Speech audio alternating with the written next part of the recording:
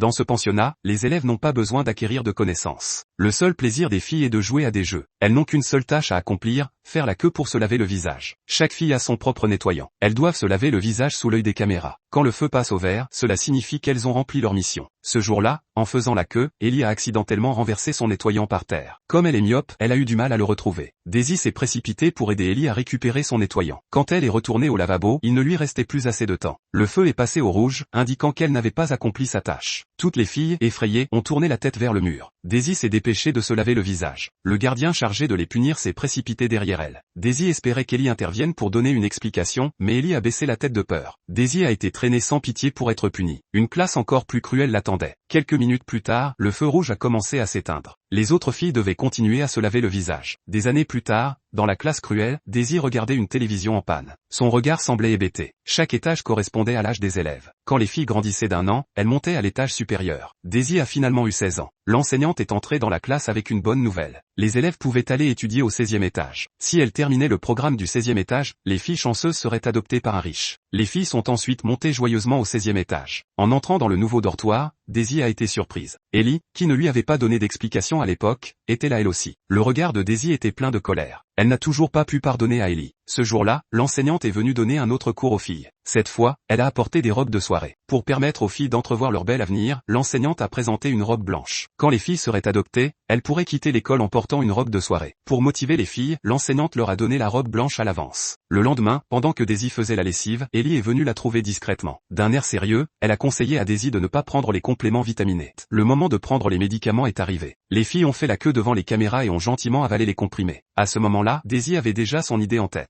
Devant les caméras, elle a fait semblant d'avaler les comprimés. Ensuite, elle est allée aux toilettes pour recracher les comprimés de vitamines qu'elle avait gardés dans sa bouche. Mais son instinct lui disait d'essayer. Le soir, le mystère a finalement été révélé. Dès que le voyant au-dessus de leur tête s'est allumé, les filles sont rapidement retournées dans leur lit. Daisy voulait encore souhaiter bonne nuit à son amie, mais ses amis s'étaient endormis à toute vitesse. Daisy était très surprise. Seule Ellie ne s'était pas endormie comme elle. Ellie s'est approchée de Daisy et lui a révélé un secret stupéfiant. Les médicaments que prenaient les filles n'étaient pas des vitamines. C'était un médicament qui faisait rapidement perdre connaissance. Soudain, un bruit s'est fait entendre derrière elle. Ellie est retournée précipitamment dans son lit. Daisy s'est aussi dépêchée de se coucher pour faire semblant de dormir.